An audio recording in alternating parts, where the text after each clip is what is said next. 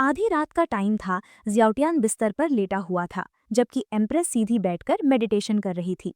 जियाउटियान थोड़ा चपसा हो गया। सोचने लगा, क्या इसने मुझे यहाँ सिर्फ अपना मेडिटेशन देखने के लिए बुलाया है? पर उसका मेडिटेट करने का तरीका सच में कुछ अलग ही था। जैसे जैसे टाइम बीता, जियाउटियान को नींद आने लगी। अपनी आधी नींद में वो अचानक से झटके से उठ बैठा। ये क्या चीज है? एक शानदार ड्रैगन एम्प्रेस के चारों तरफ घूम रहा था, जिससे वो और भी औसम लग रही थी। ये देखकर जियाउटियान को थोड़ी चिढ़ मचती है और वो सोचता है, मैं कल्टीवेट क्यों नहीं कर सकता? मुझे भी ये कूल विजुअल इफेक्ट्स चाहिए। अचानक उसे सिस्टम पपी की याद आई और उसने अपने मन में उसे बुलाया, लेकिन सिस्टम पे एक मैसेज देखा कि वो अपग्रेड हो रहा है। जियाउटियान इम्पेशेंट हो रहा था। अब तक इसका अपग्रेड खत्म क्यों नहीं हुआ? ये सुनते ही पपी ने तुरंत अपना अपग्रेड रोक दिया। माफ करना मास्टर, मैं आपकी कैसे मदद कर सकता हूँ? जियाउटियान ने एम्प्रेस की चारों तरफ घूम रहे ड्रैगन की तरफ इशारा किया। क्या मुझे भी वो लाइट इफेक्ट्स मिल सकते हैं? पपी ने समझाया। मास्टर, वो सिर्फ लाइट इफेक्ट्स नहीं है, वो एम्परर की ड्रैगन एनर्जी और रॉयल पर्पल एनर्जी है जो जीरो आन के आसपास है। ये बहुत ही रेयर और पावरफुल एनर्जीज हैं जो ह्यूमन रेस के असली वंशजों से जुड़ी हैं। जियाउटियान के चेहरे पर एक नफरत जैसी भावना आई। ह्यूमन रेस का असली वंशज इतना इम्प्रेसिव है क्या? पपी ने जवाब दिया। मास्टर, इस यूनिवर्स में हजारों अलग अलग दुनियाएं हैं, सबके अपने रिवाज और प्रजातियां हैं। जीरो आन का वंश इन हजारों दुनियाओं में से सबसे असली और खास है। अब जियाउटियान सीरियस हो गया। हजारों दुनियाएं और ह्यूमन रेस का असली वंशज इतना पावरफुल है, तो क्या इसका मतलब ये है कि हम जिस दुनिया में अभी हैं वो सबसे मेन में से एक है? नहीं मास्टर, पपी ने एक्सप्लेन किया। आप जिस दुनिया में हैं उसे साउदर्न विल्डरनेस रेल्म कहते हैं, या साउदर्न विल्डरनेस वर्ल्ड भी। ये हजारों दुनियाओं में से सबसे सुनसान, गरीब और कमजोर दुनियाओं में से एक है। ये सुनकर जियाउटियान एकदम शांत हो गया। तो मैं सबसे बेकार वाली में हूँ। ठीक है, जा वापस अपग्रेड कर। इसके बाद उसने एम्प्रेस की तरफ एक अजीब सी स्माइल के साथ देखा। किसने सोचा होगा मैं इतना लकी हूँगा? एक तो दूसरी दुनिया में आ गया, और सिर्फ इतना ही नहीं, मुझे बीवी के रूप में एक एम्प्रेस मिली जिसके पास गोल्डन लेजेंडरी पोटेंशियल है।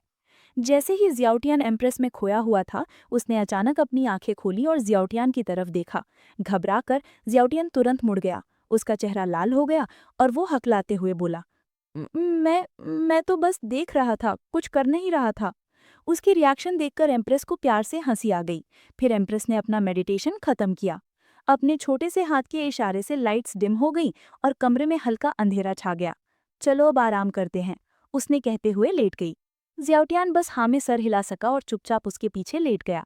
कुछ टाइम बाद जब आसमान में तारे और ज्यादा चमकने लगे, जियाउटियान जो गहरी नींद में था, अचानक से एम्प्रेस के उसे हल्की सी किस करने से जाग गया। पीछे हटकर उसने धीरे से समझाया, मेरा वचन ही मेरा बॉन्ड है। जब मैंने कहा था कि मैं तुम्हें रिवॉर्ड दूंगी, तो मैं ऐसे ही कैजुअली पीछे नहीं हट सकती। बस बात यह है कि थोड़ा लेट हो गया है। जियाउटियान का चेहरा लाल हो गया और उसके दिमाग में बस एक ही ख्याल घूम रहा था, क्या मेरा फर्स्ट किस ऐसे ही चला गया? वो एम्प्रेस के और पास गया और उसके कान में धीरे से बोला, क्या अभी सो सकती हो? इसी बीच काले कपड़ों में कुछ लोग जमीन पर लिखी हुई चीजों को देखकर एकदम हैरान थे।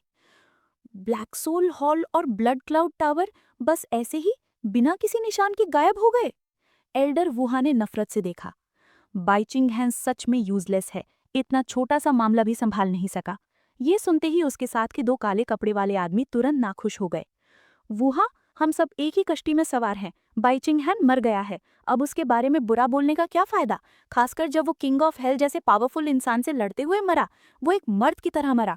लेकिन अगले ही पल वुहा ने चिल्लाया, बकवास। उसके चिल्लाने के बाद एक तेज अटैक ने तुरंत उनमें से एक आदमी के माथे को चीर दिया। बाकी लोग उसे शौक में देखते रहे। क्या ये वही वुहा है जो मरने से डरता था? ये तो बस एक मामूली डिवीजन का एल्डर है, और इसका मूव इतना तेज और पावरफुल था। कांपते हुए उनमें से एक ने सावधानी से पूछा, तुम तुम सच में 9th रैंक तक पहुंच गए हो? वुहा ने मुस्कुराते हुए कहा, किंग ऑफ हेल जैसे स्ट्रॉन्ग इंसान के सामने अपने शब्दों का ध्यान रखना चाहिए और कुछ रिस्पेक्ट दिखानी चाहिए। जो सरेंडर नहीं करते और प्रोवोक करना चुनते हैं, वो मौत को ही बुलावा दे रहे हैं। खुशकिस्मती से हमारा प्लान था कि एक खुले में रहेगा और दूसरा छिपा हुआ, वरना हमारे सेक्ट को यहाँ क्या हुआ है इसकी खबर कैसे मिलती? इस पर वो लोग और भी हैरान हो गए। तुम और बाई चिंग हैन सच में एक ही सेक्ट से हो? वुहा ने जवाब नहीं दिया, पर अपने आप से बड़बड़ाया। बाई चिंगहैन, मेरा बेवकूफ जूनियर भाई, तुमने हमारे सेक्ट के बड़े प्लान्स को लगभग बर्बाद ही कर दिया था। फिर वो भीड़ की तरफ मुड़ा। मेरा जूनियर भाई बाई चिंगहैन मर गया है। अब मेरी बारी है सामने आकर ब्लैक सोल टेरिटरी को टेम्पररी कंट्रोल करने की। अब से सारे डिविजन्स एक हो जाएंगे हमारी फोर्सेस को इकट्ठा करते हुए। साउथ ईस्टर्न सैंडस्टॉर्म डिवीजन अभी के लिए मेन टेम्पल का काम करेगा। सबने जल्दी से हाँ में सर हिला दिया। अपनी इंस्ट्रक्शंस खत्म करने के बाद वुहा ने गुस्से से सोचा, किंग ऑफ हेल, जब मेरे सेक्ट से रीइंफोर्समेंट्स आ जाएंगे तब तुम ज्यादा उछल कूद नहीं कर पाओगे। दूसरी तरफ एम्प्रेस की स्टडी के बैकयार्ड में एम्प्रेस लिख रही थी। जियाउटिया ने किताब पकड़े हुए पूछा, वाइफ, एम्परस जर्नी में जो कहानी है वो थोड़ी ज्यादा बढ़ा चढ़ा कर नहीं लिखी? एम्प्रेस ने जवाब दिया, नहीं, जो कुछ भी किताब में लिखा है वो सब मेरे फादर के सच्चे एक्सपीरियंसेस हैं। सब कुछ वेरीफाई किया जा सकता है। भले ही ये अनबिलीवेबल लगे, पर ऐसे ही अनबिलीवेबल एक्सपीरियंसेस की वजह से मेरे फादर इतने बड़े काम कर पाए। जियाउटियान के पास कहने को कुछ नहीं था। उसने गलत बुक नहीं उठाई थी, पर उसकी वाइफ का नाम सच में इस्टीम्ड पर्पल एम्परर था। ये कैसा क्रिंज ओवर ड्रामेटिक नाम है, और ये बायोग्राफी एक विश फुलफिलमेंट स्टोरी जैसी लग रही थी। किताब में लिखा था कि बहुत पहले एक बूढ़े स्कॉलर को अपने दरवाजे पर एक बच्चा मिला और उसने उसका नाम इस्टीम्ड पर्पल एम्परर रखा।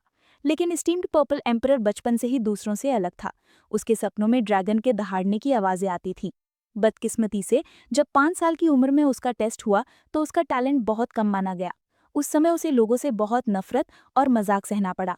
आखिरकार 16 साल की उम्र में एक टूटी हुई सगाई और अपने फॉस्टर फादर के सुसाइड के बाद उसने अपनी जान लेने की कोशिश की। खुशकिस्मती से उसकी सुसाइड अटेम्प्ट फेल हो गई और वो एक गुफा में जा पहुंचा जो स्पिरिचुअल एनर्जी से भरी थी, एलिक्सर के फॉर्म में। इस मैसिव एलिक्सर के मिलने से स्टीम्ड पर्पल एम्परर का सुप्रीम एम्परर्स बॉडी आखिरकार जाग गया। बाद में स्टीम्ड पर्पल एम्परर ने अपनी लिमिट तोड़ी और दुनिया घूमने निकल पड़ा।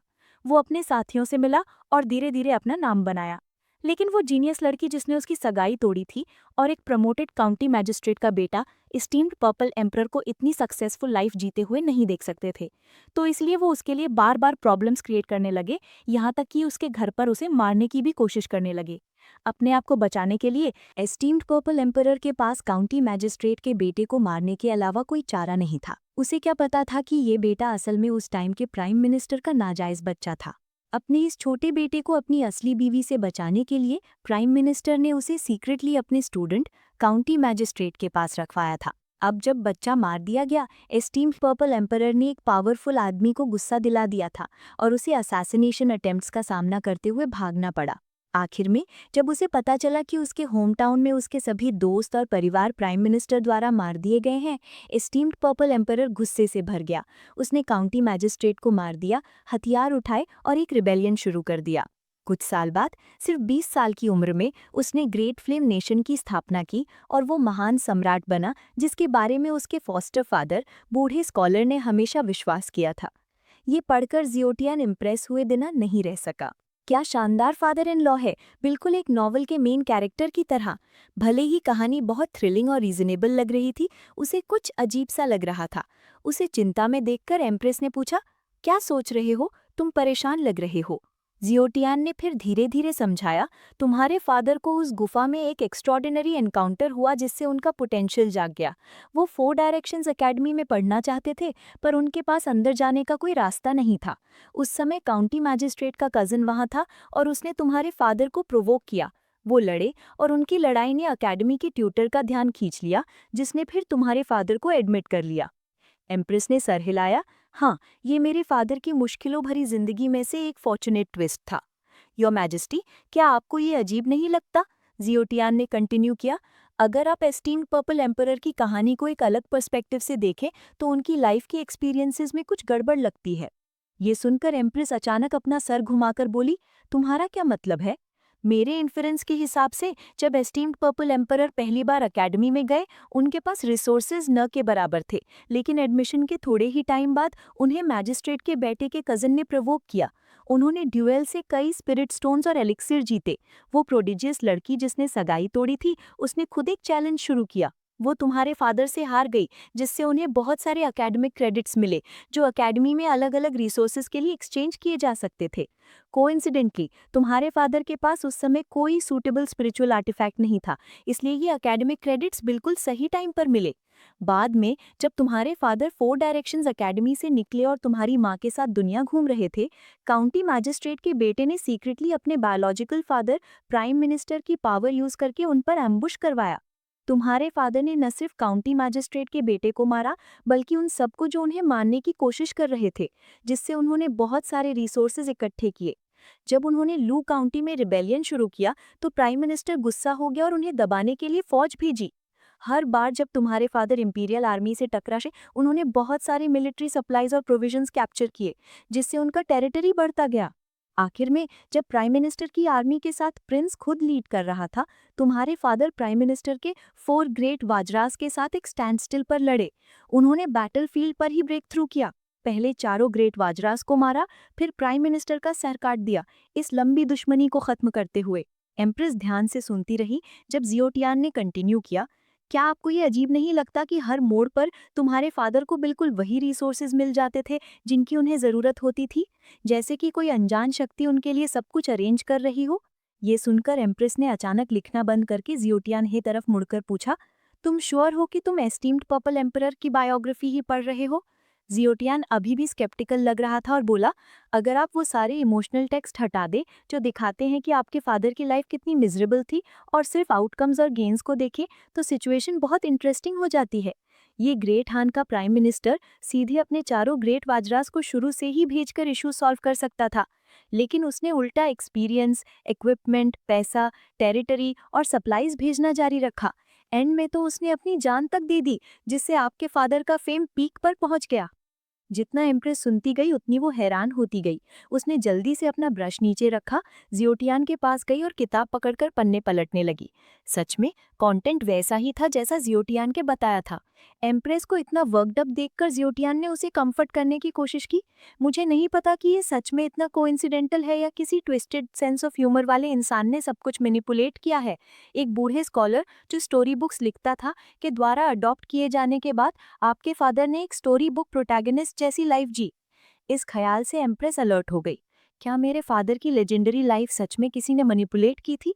उसने चुपचाप सोचा, नहीं, यहाँ कुछ गलत है। उसने जियोटियान से कहा कि इस हाइपोथेसिस को एक सीक्रेट रखे, अपने दिलों में छिपाकर। सच्चाई कुछ भी हो, स्ट्रेंथ सबसे ज्यादा मैटर करती है। मेरा कल्टिवेशन हाल ही में बहुत स्मूथली चल रहा है, यहाँ तक कि 10th लेवल तक पहुँचने में भी ज्यादा टाइम नहीं लगेगा, उसने कहा। इसके साथ उसने जियोटियान के कंधे पर थपथपाया और अश्योर किया, चिंता मत करो, मैंने सब संभाल लिया है। कोई भी कॉन्स्पिरेसी या स्कीम, धोखे का कोई भी जाल एब्सोल्यूट स्ट्रेंथ के सामने हंसी का पात्र बन जाएगा। अगर सिचुएशन एक ऐसी स्टेट तक बिगड़ जाए जिसे ठीक न किया जा सके, अगर कोई तुम्हारी जान लेना चाहेगा तो उसे पहले मेरी लाश पर से गुजरना पड़ेगा। बोलने के बाद एम्प्रेस थोड़ा सा ब्लश होकर डेस्क की तरफ मुड़ गई। जियोटियान उसकी बातों से थोड़ा सा हैरान रह गया। रुको, मैंने तो बस कैजुअली एक बुक पढ़ी और कुछ थॉट्स शेयर किए, टॉपिक अचानक लाइफ एंड डेथ और गहरी कस्मों पर कैसे आ गया? और मेरी बीवी एम्प्रेस, उसके साथ क्या है? वो अचानक मेरे साथ फ्लर्ट करने की कोशिश क्यों कर रही है? हाँ, ये फ्रस्ट्रेटिंग है, मुझे फिर से नींद आ रही है, सो ही जाता हूँ, उसने सोचा। अपनी इस फुर्सत भरी लाइफस्टाइल के साथ उसने सोचा कि वो आसानी से the royal son in law the overbearing empress falls in love with me नाम की एक स्टोरी बुक लिख सकता है। अपने ही ख्यालों पर हंसते हुए जियोटियान ने बोरियत से यौन किया। कुछ देर बाद एम्प्रेस ने आखिरकार अपना काम खत्म किया और सुंदरता से स्ट्रेच किया। जब उसने अपना सर घुमाया तो उसने देखा कि जियोटियान पहले ही सो चुका है। वो ये देखकर मुस्कुराई, सोचते हुए कि अपने पास किसी का होना सच में बहुत अच्छा लगता है। उसने सोचा कि वो इस खुशी को कब तक संभाल कर रख सकती है।